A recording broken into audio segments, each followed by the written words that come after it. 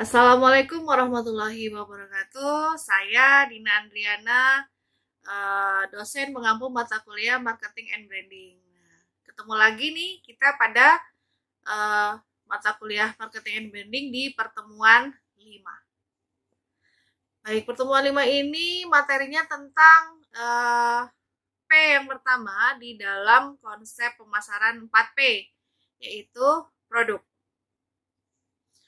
Pokok bahasannya antara lain penjelasan mengenai produk, klasifikasi produk, jenis-jenis produk, tingkatan produk, bauran produk, dan menjelaskan tentang komposisi dan spesifikasi serta benefit dari penggunaan produk kita, membuat deskripsi tentang produk untuk kebutuhan pembuatan brief. Baik, mari kita mulai pembahasannya. Yang pertama yaitu pengertian produk. Produk adalah suatu tawaran dari sebuah perusahaan yang memuaskan atau memenuhi kebutuhan dari seseorang.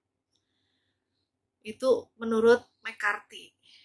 Ya, kemudian pengertian lain dari produk adalah semua hal yang dapat ditawarkan kepada pasar untuk menarik perhatian, akuisisi, penggunaan atau konsumsi yang dapat memuaskan keinginan dan kebutuhan. Produk tidak hanya meliputi objek-objek fisik, tetapi juga jasa, acara, orang, atau tempat atau organisasi, bisa juga berupa ide atau campuran dari hal-hal tadi. Suatu produk lebih dari sekedar kumpulan feature berwujud yang sederhana. Sebenarnya banyak penawaran pasar yang terdiri dari kombinasi antara barang yang berwujud dengan jasa. Jadi kalau kita bicara tentang produk, produk itu adalah barang dan jasa, fisik dan non-fisik. Jadi jangan sampai tertukar atas pengertian produk. Kemudian, produk tadi juga punya tingkatan produk. Nah, setiap produk, barang atau jasa yang ditawarkan kepada pembeli punya 3 tingkatan produk, yang tiap-tiap tingkatannya memberikan tambahan nilai pada konsumen. Berikut 3 tingkatan produk. Yang pertama, manfaat inti atau core benefit. Manfaat inti produk merupakan penjelasan dari apa yang sebenarnya dibeli konsumen. Pembeli bukan hanya sekedar membeli produk, tetapi juga membeli manfaat yang ada pada suatu produk. Berikutnya ada produk aktual, atau istilahnya adalah aktual produk. Pada tingkatan ini, produk dapat dicirikan oleh kualitas, feature, desain, merek, dan kemasan yang secara nyata dapat dibedakan dengan produk pesaing. Jadi kalau manfaat inti itu manfaat realnya, manfaat secara rasional suatu produk. Nah, ketika sudah berubah jadi produk aktual, nah produk yang punya manfaat inti tadi diberikan nilai-nilai tambah lagi. Misalnya ada fiturnya, ada jenisnya, ada varian, desainnya, atau misalnya bentuk kemasan khusus. Seperti itu. Jadi sehingga ketika kita membicarakan suatu produk, kita bisa melakukan pembedaan atau diferensiasi. Lalu yang ketiga, produk tambahan atau istilahnya augmented produk. Tingkatan terakhir produk yang dikembangkan pemasar adalah berupa manfaat di sekeliling manfaat inti dan produk aktual. Misalnya seperti adanya garansi, jaminan, waranti, adanya pelayanan purna jual, atau misalnya biaya pengiriman, bebas biaya pengiriman, atau adanya pemasangan atau instalasi. Itu tadi 3 tingkatan produk. Ya. Jadi secara konsep seperti yang ada di sini nanti ada produk itu dijelaskan berdasarkan manfaatnya, kemudian dia berubah menjadi produk aktual dengan penambahan feature, penambahan brand, kualitas, atau misalnya mungkin adanya kemasan. Nah, kemudian si produk aktual tadi kita kembangkan lagi atau pemasar kembangkan lagi biar punya nilai lebih. Nah, dia memberi pada tingkatan augmented augmented product. Nah, di sini ada penambahan kredit kah atau penambahan layanan purna jual, adanya jaminan, garansi atau waranti, atau misalnya ada proses instalasi. Berikut contohnya untuk penjelasan dari tingkatan produk. Di sini saya mengambil contoh adalah lipstick Revlon Color Stay. Nah, untuk tingkatan produk yang dimiliki oleh Revlon Color Stay ini untuk manfaat inti yang pertama, nah, penggunaan Revlon Color Stay ini membuat konsumen itu menjadi percaya diri, merasa dirinya fashionable dan terlihat cantik saat menggunakan lipstick. Itu manfaat inti yang ditawarkan oleh Revlon Color Stay. Lalu, di mana produk aktualnya? Nah, di sini Revlon itu adalah brand. Nah, Revlon brand tadi produk aktual itu ada pemberian feature. Nah, feature-nya untuk Revlon Color Stay ini dia punya 11 jenis warna merah. Ya, mulai dari merah jambu, terus merah marun, merah tua, merah cherry, ya. Terdapat 11 jenis warna merah. Lalu untuk kualitasnya, dia adalah lipstick yang tahan lama, melembabkan bibir, dan hasil akhir dari ulasan lipstiknya itu sweat, ya, tidak berkilau. Kemudian kemasannya berbentuk tabung tinggi dengan bahan plastik dan warna tabung sesuai dengan warna lipstiknya. Jadi tidak perlu mencari-cari mana yang warna ini, mana yang warna itu, karena si kemasannya sendiri sudah sesuai dengan warna lipstik yang ada. Itu untuk aktual produk dari Revlon. Nah, berikutnya, di mana produk tambahannya? Nah, di produk tambahan ini tadi kan ada bisa berupa jaminan. Nah, Revlon menjamin bahwa lipstiknya itu adalah no transfer proof dan waterproof. Nah, jadi no transfer proof berarti dia tidak menempel, tidak pindah ke sesuatu benda yang ditempel ke bibir, itu dia tidak berpindah warna. Kemudian waterproof, nah jika penggunaannya sambil minum, sambil makan, lipstiknya tetap ada di bibir kita gitu ya. Nah, itu contoh dari tingkatan produk dari produk Revlon Color Stay. Nanti kalian coba sendiri membuat ulasan tentang tingkatan produk dari produk real. Ya, misalnya boleh nanti minuman, boleh makanan, jadi dicari manfaat intinya apa, kemudian manfaat aktual produknya apa, kemudian juga dicari produk yang tambahannya apa. Itu untuk tingkatan produk. Kita lanjut pada yang ketiga, klasifikasi produk. Produk berupa barang dan jasa dibagi menjadi dua kelompok besar berdasarkan tipe konsumen yang menggunakan, yaitu ada produk konsumen dan produk industri. Dalam definisi yang lebih luas, produk juga meliputi tentang pengalaman, organisasi, orang, tempat, dan ide. Baik, untuk klasifikasi yang pertama di sini kita bahas adalah produk konsumen. Produk konsumen adalah produk yang dibeli oleh konsumen akhir untuk konsumsi pribadi. Nah, jadi produk konsumen ini produk yang langsung dibeli oleh konsumen yang menggunakan.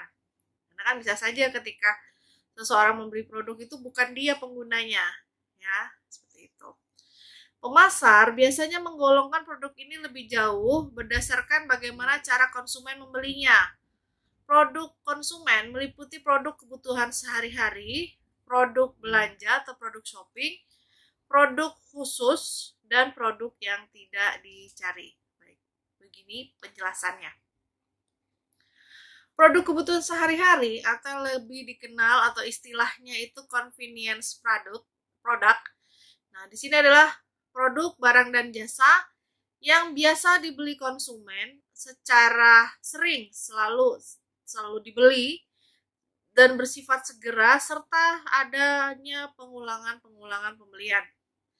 Dibeli dengan sedikit usaha membandingkan dan pembeliannya minimum. Produk jenis ini biasanya berharga murah dan biasanya tersedia di banyak lokasi pasar sehingga konsumen mudah menemukan saat diperlukan. Contoh-contoh dari produk sehari-hari ini misalnya seperti sembako, ya ada beras, gula, minyak goreng, gas, terus misalnya air, gitu ya. Nah, ini disebut produk sehari-hari, jadi selalu digunakan. Jadi selain sayuran, ada juga produk-produk yang digunakan sehari-hari, misalnya makanan instan, mie instan, itu termasuk terhadap kebutuhan sehari-hari. Lalu berikutnya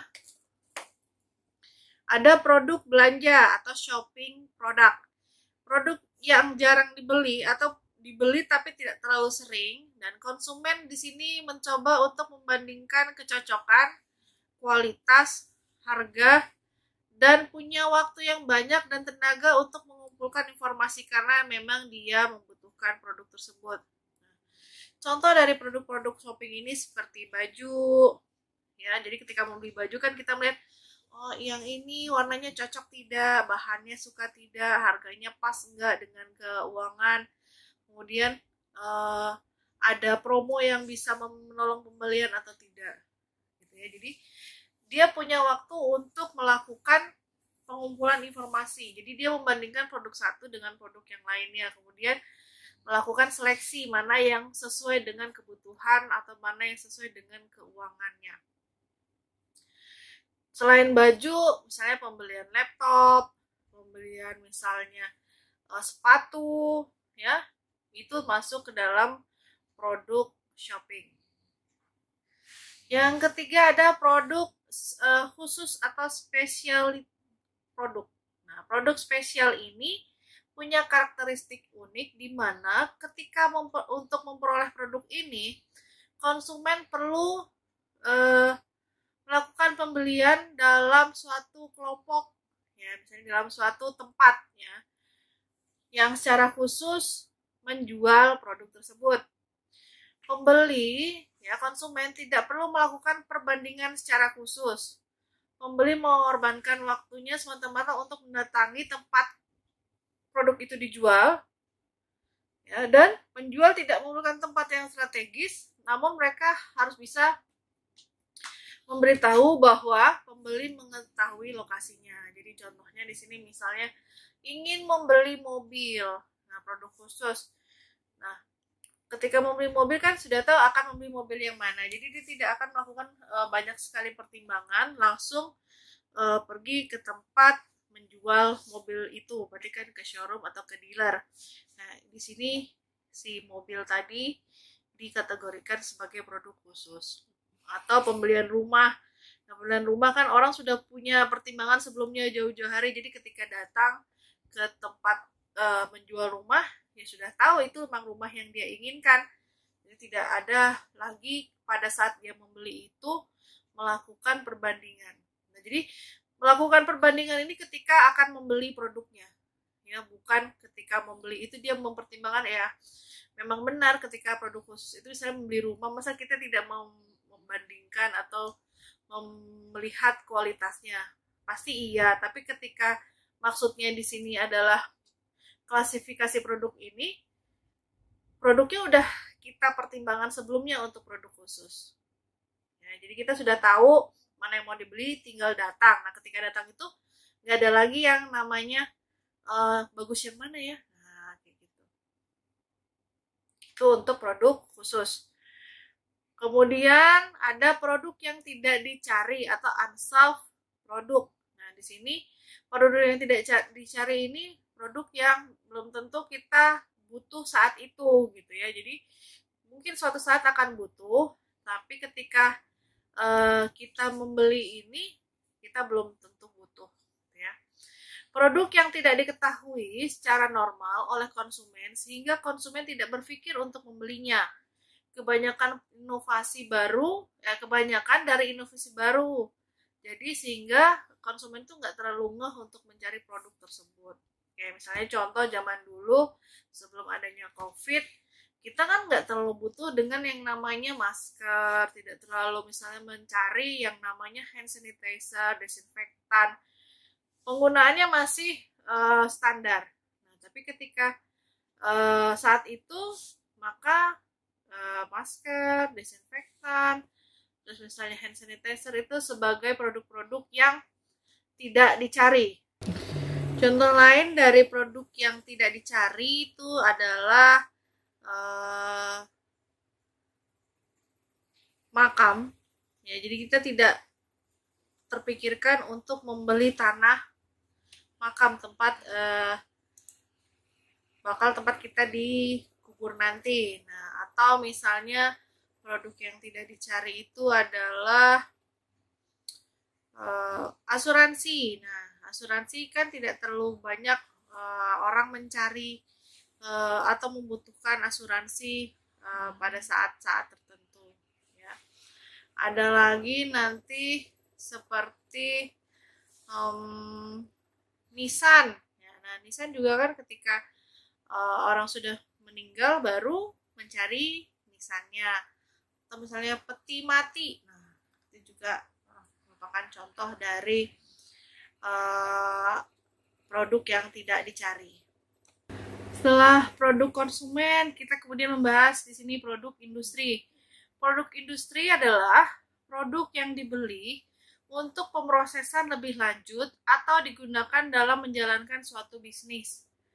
Oleh karena itu, perbedaan antara produk konsumen dan produk industri sangat tipis karena berdasarkan pada tujuan untuk apa produk itu dibeli.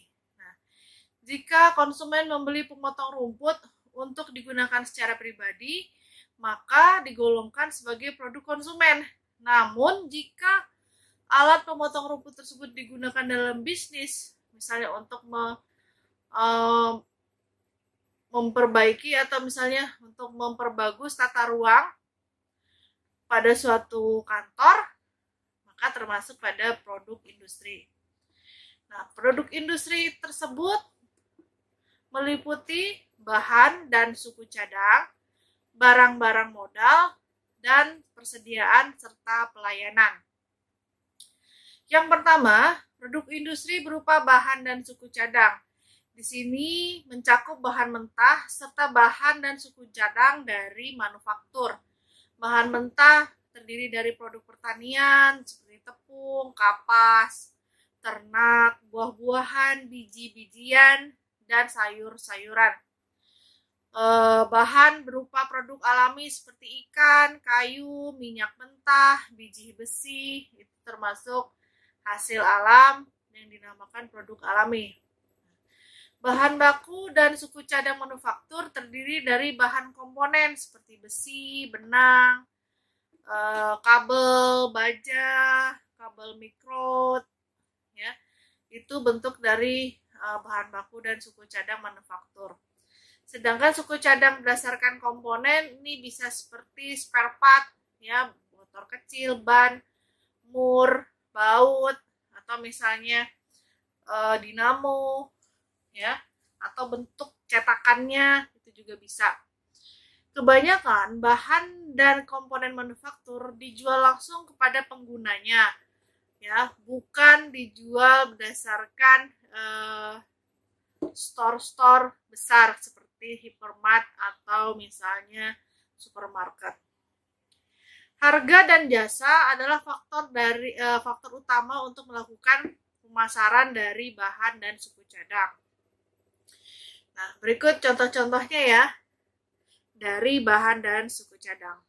Lalu di sini ada barang-barang modal berupa produk industri yang membantu produksi atau operasi pembelian, termasuk peralatan instalasi dan aksesoris. Instalasi terdiri dari pembelian besar seperti bangunan, pabrik, atau kantor. Peralatan tetap, generator, penekan mesin bor, mesin tenun, misalnya komputer atau lift. Peralatan aksesoris seperti perlengkapan dan peralatan pabrik portable seperti perkakas, truk pengangkut, ya, atau misalnya aksesoris-aksesoris seperti AC dan lain-lain. Ada juga barang-barang modal di sini berupa perlengkapan kantor seperti furniture, mesin fax, shredder, alat penghancur kertas, printer, apalagi ya, AC. Nah, ini juga termasuk perlengkapan kantor.